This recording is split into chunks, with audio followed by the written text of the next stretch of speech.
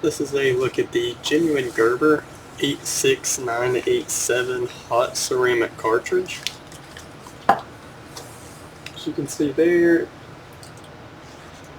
this is a genuine Gerber part.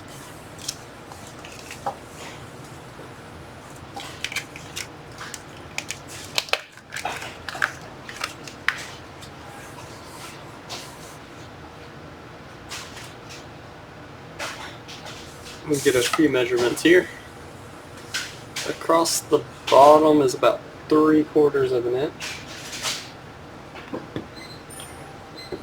Overall, it comes out to about 1 3/4.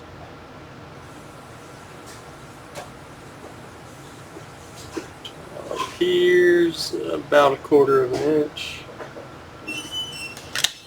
You can see the spines on the cartridge there.